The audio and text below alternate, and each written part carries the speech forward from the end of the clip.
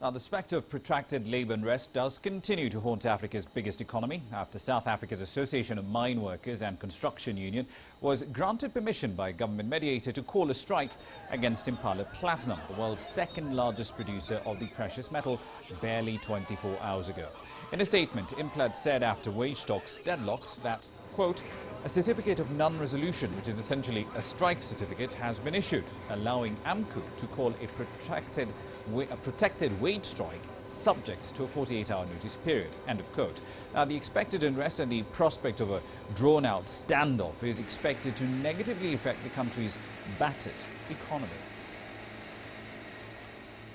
Still in South Africa, there are growing fears that coal supplies in that country are running low.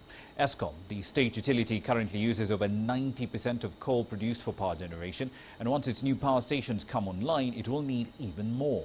CCTV's Sumitra Naidu takes a look at what's happening in the coal mining province of Limpopo, which is South Africa's largest coal producer. All eyes are now on further development of the Waterberg coalfields west of Limpopo. The region is said to contain over 50% of South Africa's coal reserves. You've got basically three major basins. The first one being that's being developed extensively at the moment is the Waterberg Basin, which is out in the western limit of Limpopo and extends into Botswana, the Mamabula coalfield in Botswana.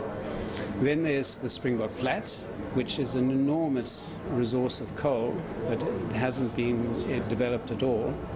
And then there's the fields of the Limpopo Valley. Eskom is keenly awaiting new coalfields to come online. The state power utility has secured up to 80% of its coal reserves up until 2018. After that, it needs over 2 billion tons of coal to keep South Africa out of the dark. Sasol too is said to be interested in the coal reserves.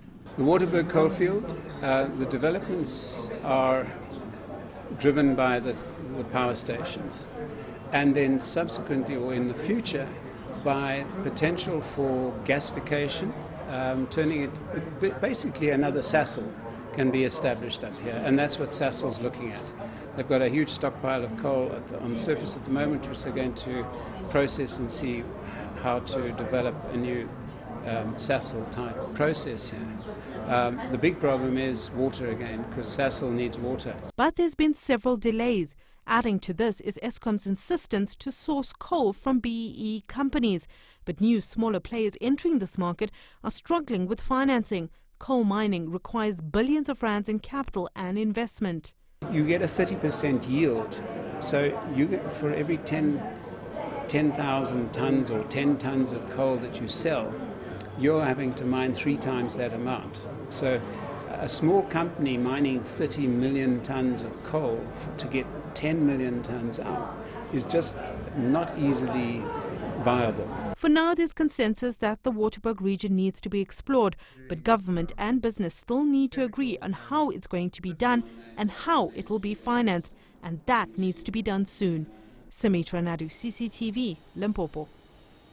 Right then, quick run through the markets for you. Broad gains in some markets, except, however, for East Africa. The all-share index in Nigeria is in the green. It's up by about half percentage point in early morning trade. Pretty much the same story, really, with the all-share index in South Africa, up about a quarter. The 20-share index in Nairobi, however, was lower in early morning trade, marginally so, however, down 0.08%. The Egyptian market, today being a Friday, of course, is closed. We'll have more updates on these numbers and much more 1700 GMT. See you then. On to the sport now with Famida.